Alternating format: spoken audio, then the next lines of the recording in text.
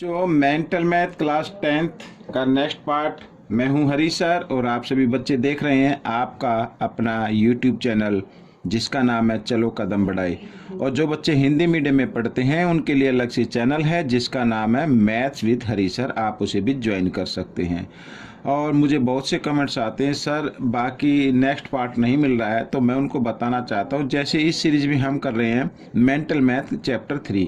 अगर चैप्टर 3 के और पार्ट आपको नहीं मिल रहे हैं तो आप डिस्क्रिप्शन बॉक्स में जाए, वहां से लिंक ले सकते हैं। ठीक है, आइए करना शुरू करते हैं।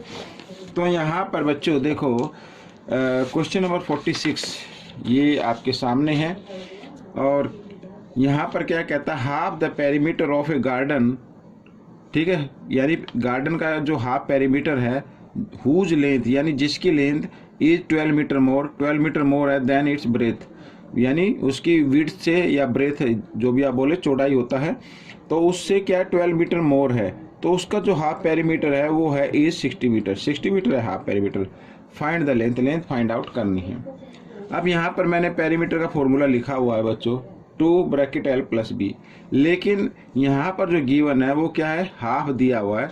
तो हाफ पेरीमीटर क्या होगा, ये तो फुल पेरीमीटर का फॉर्मूला होता है, तो इसको हाफ से क्या कर देते हैं, हम मल्टीप्लाई कर देते हैं इस तरीके से L प्लस बी। ठीक है, यहाँ पर ये आ जाता है, ये 60 दिया हुआ है और 2 से 2 कैंसिल हो गया। अब यहाँ पर लिखा है कि लेंथ क्या है, विड्थ से 12 मीटर मोर है। अगर विड्थ हमारी ये जो ब्रेथ है वो x है तो लेंथ क्या होगी, x प्लस 12 होगी। ठीक है, यहाँ पर ये लेंथ हो गई और ये ब्रेथ हो गई, ये शॉर्ट में मैं आपको बता रहा हूँ, और ये पेरीमीटर हो गया इसका। तो 1x और 1x होता है 2x। ठीक है बच्चों, यहाँ पर ये 2x ले लिया इक्वल 60। 12 इधर प्लस में, राइट हैंड साइड की तरफ लेके आएंगे माइनस में हो जाएगा, और जब इसको माइनस करेंगे तो बच्चों 48 आ जाएगा। ठीक है, अब x की वैल्यू आप निकाल लीजिए, तो x की वैल्यू 48 और 2 इधर मल्टीप्लाई की फॉर्म में और इधर आकर ये डिवाइड की फॉर्म में हो जाएगा। 2 से इसको डिवाइड किया 48 को, तो 2 2 जा 4, 2 4 जा 8। ठीक है, तो x की वैल्यू निकल कर आ गई है और x क्या था, ब्रेथ था, तो यहाँ पर मैं ब्रेथ लिख लेता हूँ, या आप विड्थ भी लिख सकते हैं। ठीक है, ये आगे 24 मीटर। हमें तो लेंथ फाइंड आउट करनी है, तो लेंथ क्या होगी बच्चों, ये इधर लिख लेते हैं लेंथ। तो लेंथ होगी बच्चों, जो विड्थ आई है इससे 12 मीटर मोर, यानी ये हो गई तो 12 मीटर, तो दोनों को ऐड किया तो 36 आ गया, 36 मीटर। तो ये आपका आंसर निकल गया। ठीक है, तो बच्चों क्वेश्चन नंबर 47 कर लेते हैं। क्या कहता है क्वेश्चन, देखो यहाँ पर cost of 3 books and 4 pen together is 257। 257 दी हुई है बच्चों कॉस्ट यहाँ पर 3 बुक्स की और 4 पेन की। ठीक है, आगे लिखा हुआ है at the cost of 4 books and 3 pens. यदि 4 बुक्स और 3 पेन टुगेदर इकट्ठे खरीदे जाएं तो उनकी कॉस्ट बनती है 324। Find the total cost of 2 books and 2 pens. तो 2 बुक्स और 2 पेन की कॉस्ट हमें फाइंड आउट करनी है। तो आइए करना शुरू करते हैं। यहाँ पर तो लेट कर लेते हैं। तो सबसे पहले हम 1 बुक की कॉस्ट निकालेंगे और 1 पेन की कॉस्ट निकालेंगे। ये तो यहाँ पर मैं लिख लेता हूँ कॉस्ट ऑफ 1 बुक। तो कॉस्ट ऑफ 1 बुक है इक्वल टू रुपीज x यहाँ पर आ गया। कॉस्ट ऑफ 1 पेन, तो 1 पेन की कॉस्ट आएगी रुपीज y। ठीक है, इस तरीके से अकॉर्डिंग टू क्वेश्चन। अब थोड़ा शॉर्ट में हम करने वाले हैं। तो देखो 3 बुक है तो 3 बुक की कॉस्ट क्या होगी, तो 3x हो जाएगी, प्लस यहाँ पर पेन है 4 तो कॉस्ट है y, तो टोटल कॉस्ट कितनी हो गई 4y हो गई, और इक्वल टू यहाँ पर आ गया रुपीज 257 इस तरीके से। ठीक है, और नीचे दिया हुआ है 4 बुक्स प्लस 3 पेन है, तो इनकी टोटल कॉस्ट जो दी हुई है वो है 324 रुपीज़। ठीक है, तो देखो अब यहाँ पर मैं आपको एक चीज़ बताता हूँ। जब भी कोफिशिएंट एक्सचेंज होते हैं, यहाँ पर एक्सचेंज होता है 3 और 4 है, यहाँ पर 4 और 3 आ गया। इस तरीके से जब एक्सचेंज होते हैं तो आपको एक काम करना है, आपको एक बार इनको प्लस कर देना है और एक बार माइनस कर देना है, थोड़ा अच्छा हो जाएगा और शॉर्ट भी होगा, इजी भी होगा। देखो आइए प्लस कर लेते हैं, तो 7x यहाँ पर 7y आ जाएगा, और दोनों को ऐड करते हैं तो कितना आता है, 7 और 4 11, 11 का 1 कैरी 1, 5 और 2 7 और 1 8, और यहाँ पे आएगा 581। ठीक है, 7 से इसको डिवाइड कर दीजिए, 7 1 जा 7, 7 1 जा 7, और ये 7 8 जा 56, यहाँ पर 7 3 जा 21, ये आ जाएगा। तो x plus y equal to 83, ये हमारी फर्स्ट इक्वेशन हो गई। ठीक है, अब हमें क्या करना, माइनस करना है। तो माइनस करने के लिए माइनस का साइन लगा दीजिए। हम माइनस करेंगे तो यहाँ पे -1x आएगा, इधर माइनस करेंगे तो प्लस वाई आ जाएगा, क्योंकि नंबर साइन जो आता है बड़े नंबर के सामने वाला साइन आता है। ठीक है, और इधर अगर हम माइनस कर रहे हैं तो माइनस कर लेते हैं, कितना आता है ये देखो, मैं इधर 324 और 257 को माइनस कर लेते हैं तो 14 में 7 14 आएगा, यहाँ पे 6 आ जाएगा तो 67 आएगा बच्चों, ये भी माइनस का आएगा इधर। ठीक है ना, क्या आ गया, माइनस का आ गया। ये इक्वेशन हो गई हमारी 2। तो अब हम यहाँ पर ही कर लेते हैं। देखो x वाले जो वेरिएबल है ये प्लस है, ये माइनस है, तो ये तो कैंसिल हो गए। यहाँ पर 2y आ गया और ये प्लस माइनस माइनस हो जाते हैं। तो 13 में से 7 माइनस करने हैं तो 6 आ जाएगा। ठीक है, और यहाँ पर बचा 7, तो 7 में 6 माइनस किया तो 1 आ गया बच्चों इधर। और y की वैल्यू अगर हम निकालें तो 16/2 तो 8 आ गई बच्चों। तो यानी ये 8 y की वैल्यू आ गई है, यानी पेन की कॉस्ट आ गई है। ठीक है ना, अब इस y की वैल्यू को इक्वेशन 1 में पुट कर दीजिए, इसमें करो या 2 में करो, आपका सेम आंसर आएगा। तो आइए हम 1 में कर देते हैं। तो x प्लस वाई की जगह y की वैल्यू को रख देते हैं और इक्वल 83। ठीक है, अब ये प्लस 8 है, इक्वल के साइन से इधर ले आओ राइट साइड में, तो ये माइनस का हो जाएगा, ये माइनस का हो गया। माइनस कर लेते हैं तो 13 में से 8 माइनस करेंगे 5 और यहाँ पर आ गया 7। ठीक है, 75 आ गया, x की वैल्यू आ गई। तो ये अगर पूछा जाए कि 1 पेन और 1 बुक की कॉस्ट क्या होगी, तो ये आपके सामने ये 1 बुक की कॉस्ट आ गई और ये 1 पेन की आ गई। लेकिन हमें तो 2 बुक्स की पूछा है और 2 पेन की पूछा है। 2 बुक की कॉस्ट क्या होगी, भाई 1 पेन की तो 8 है, तो 2 की क्या होगी, 2 से मल्टीप्लाई कर दो और फिर उसको ऐड कर दो बुक की कॉस्ट में। ये भी 2 की है तो 2 से मल्टीप्लाई कर दो, तो 8 2 16 और यहाँ पर ये आ गया 150 और दोनों को ऐड किया तो आ गया ₹166 आ गया बच्चों। तो ये क्वेश्चन आपका सोल्व हो गया। तो इस तरीके से सोल्व करते रहना है। ठीक है, प्रैक्टिस जरूरी है। आइए करते हैं क्वेश्चन नंबर 48। तो क्वेश्चन नंबर 48 क्या कहता है, देखो यहाँ पर, इसको भी थोड़ा शॉर्ट से करेंगे हम। A father is 3 times as old as his son. ठीक है, एक फादर की जो एज है वो अपने सन से 3 times है। मान लीजिए सन की एज कितनी है, ये एस फॉर सन होगा, ये x है और ये फादर की एज क्या हो गई, 3x हो गई। ठीक है, इस तरीके से 12 ईयर आफ्टर 12 ईयर्स हिज, यानी 12 ईयर के बाद, तो 12 ईयर के बाद तो 12 ईयर ये भी इंक्रीज हो जाएगी और ये भी इंक्रीज हो जाएगी। अब मैं दोनों को इक्वल रख देता हूँ बच्चों, दोनों को क्या करते हैं, इक्वल रख देते हैं इस तरीके से। अब इसमें कहा है कि 12 ईयर के बाद ये जो फादर की एज है ना, ये वाली एज, ये 2 times हो गई, ट्वाइस हो गई, किसकी हो गई, इसकी। ठीक है, तो अगर इसको हम 2 से मल्टीप्लाई कर दें तो दोनों की एज क्या हो जाती है, इक्वल हो जाती है। ठीक है, आइए करना शुरू करते हैं। तो 3x + 12 और यहाँ पर 2 को x के साथ मल्टीप्लाई, 2x और 12 2 से 24, x को ले आओ लेफ्ट साइड में। ठीक है, यहाँ पर ये वेरिएबल इधर आकर ये माइनस की हो जाएगी और ये जो डिजिट हैं 24 इधर आकर ये माइनस का हो जाएगा। तो माइनस प्लस माइनस और यहाँ पर आ गया 12, तो x। ठीक है, x क्या था, सन की एज थी, तो सन की एज आ गई 12 ईयर। ठीक है, यहाँ पर लिख देते हैं सन्स एज, ये आ गई 12 ईयर्स। अब फादर की क्या है, 3 times है बच्चों, फादर की एज क्या है, 3 times। तो फादर यहाँ पर लिख लेते हैं father's age, father's age 3 times है, तो 12 को 3 से मल्टीप्लाई कर दो, माइंड में भी कर सकते हैं, तो 36 आ जाएगा।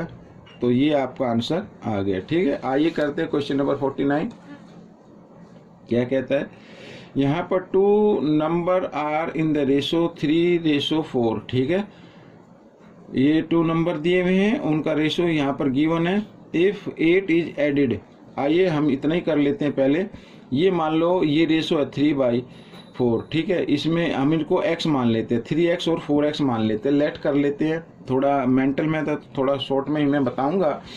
ठीक है, अदरवाइज एक्सप्लेन पूरा करूंगा तो वीडियो थोड़ी लंबी हो जाएगी। तो लेट कर लेते हैं, लेट, ये फर्स्ट नंबर 3x है और ये 4x है, और इनको जब हम रेशो में लिखते हैं तो 3x/4x लिखेंगे। अब इसमें कहा कि अगर इन दोनों में 8 ऐड कर दिया जाए तो जो न्यू रेशो है वो बन जाता है 4/5 इस तरीके से। ठीक है, तो क्रॉस मल्टीप्लाई कर दीजिए। 5 3 जा 15x और 5 8 जा 40, यहाँ पर 4 को 4 से मल्टीप्लाई किया 16x और 4 8 जा 32। ठीक है, इस तरीके से x को एक तरफ ले आए तो वेरिएबल को यहाँ पर ये आ जाएगा और ये 32 और 40 को इधर लेके आएंगे, ये -42 हो जाएगा। तो माइनस प्लस माइनस हो गया यहाँ पर और ये -8 आ गया। माइनस से माइनस का साइन काट दिया हमने, तो x की वैल्यू आ गई बच्चों 8। ठीक है, x की वैल्यू क्या आ गई, 8 आ गई। तो आप पूछा है कि नंबर फाइंड आउट करने हैं, तो नंबर क्या होंगे वो हम लिख लेते हैं। नंबर क्या था बच्चों, 3 था। ठीक है, ये 3 है, तो यानी रेशो 3 दिया हुआ, तो और x की वैल्यू क्या आई है, 8 आई है। तो 8 को 3 से मल्टीप्लाई कर दो, 8 3 जा कितना होगा 24। एक तो ये नंबर आ गया। सेकंड जो रेशो था वो था 4 और वैल्यू आई है 8, तो 8 को 4 से मल्टीप्लाई कर दो तो ये आ जाएगा 32। तो ये आपका आंसर निकल गया। आइए करते हैं क्वेश्चन नंबर 50। तो यहाँ पर लास्ट क्वेश्चन कर लेते हैं बच्चों, ये रहा आपके सामने। ये भी हम थोड़ा शॉर्ट से ही करेंगे। देखो यहाँ पर क्या कहता है, the monthly income of A and B are in the ratio. यहाँ पर इनकम दी हुई है बच्चों, ठीक है, ए और बी की इनकम दी हुई है, तो इनको लेट कर लेते हैं। लेट द इनकम, यहाँ पर थोड़ा तो एक्सप्लेन करना ही पड़ता है। तो 9x एंड 7x ये हो गया। ठीक है, and their monthly expenditure are in the ratio, और ये एक्सपेंडिचर है, खर्च चाहिए, तो आगे का ये ए का माना जाएगा और पीछे वाला बी का माना जाएगा, क्योंकि पीछे बी लिखा हुआ है। तो इसको एक्सपेंडिचर को मान लेते हैं हम।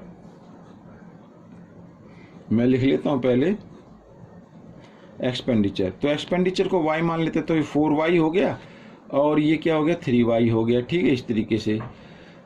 If each of them save है बच्चों यहाँ पर, ठीक है, सेव, यदि उनमें से प्रत्येक 1600 रुपीज सेव पर मंथ बचाता है तो मंथली इनकम हमें फाइंड आउट करनी है।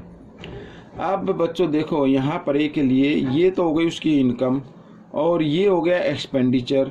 अगर इनकम में से खर्च को माइनस कर दे तो सेविंग आ जाती है। सेविंग गिवन है 1600 इस तरीके से।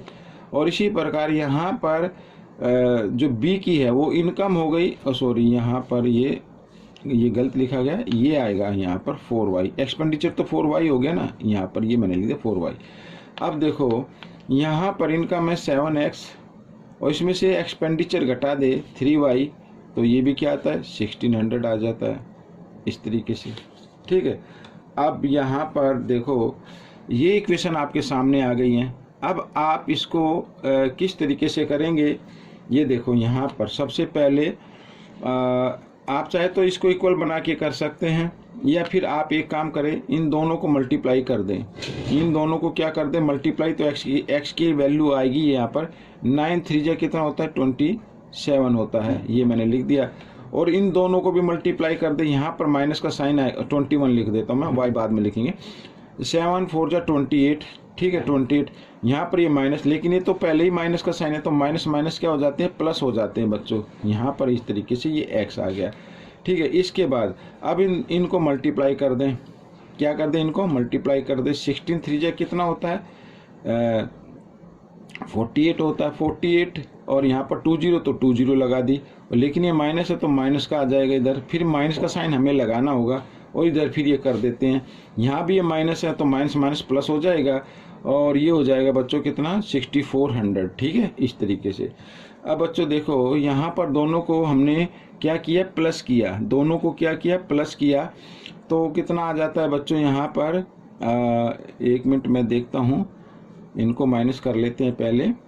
तो यहाँ पर 14 में से 8 माइनस करेंगे 6, 5 में से 4 1, तो ये आ गया 1600 आ गया बच्चों यहाँ पर। और यहाँ पर भी थोड़ी सी मिस्टेक हो गई है, ये नंबर किस चीज़ का माइनस का है, ठीक है ना। तो यहाँ पर एक नंबर किस चीज़ का आएगा, ये माइनस का आएगा बच्चों यहाँ पर। ठीक है, इस तरीके से। अब माइनस प्लस माइनस क्या होते हैं, माइनस हो जाते हैं, तो 1x आ गया ये खाली। ठीक है, तो ये आ गई आपकी x की वैल्यू। एक बार फिर मैं बता देता हूँ, आपको इस तरीके से क्रॉस मल्टीप्लाई करनी है। 9 3 जा 27, लेकिन ये माइनस है तो -27 लगा देंगे। और यहाँ पर 7 4 जा 28, तो 28 यहाँ पे माइनस का साइन आएगा, लेकिन क्योंकि माइनस का इसलिए माइनस माइनस प्लस हो गया है, इक्वल।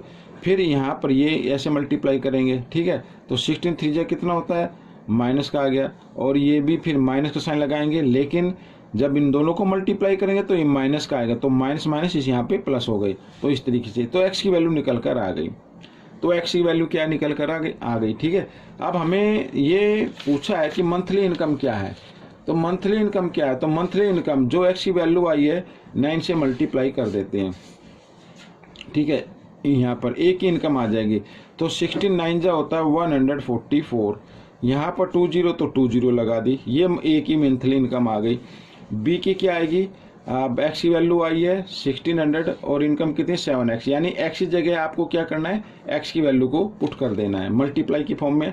तो ये 16, तो 16 को ले लो, 0 को छोड़ दो अभी, 16 7 जब 112 होता है, यहाँ पर 20 आ गई। तो ये आ गई बी की इनकम। तो इस तरीके से क्वेश्चन सॉल्व हो गया। लेकिन ये हो सकता है कि ये भी पूछा जाए कि उसका एक्सपेंडिचर क्या होगा। फिर आप क्या करेंगे, इस एक्स की वैल्यू को किसी भी इक्वेशन में पुट करके वाई की वैल्यू निकाल लेनी है, और फिर वाई की वैल्यू को निकाल कर फिर हमें यहाँ पर इनसे मल्टीप्लाई कर देनी है।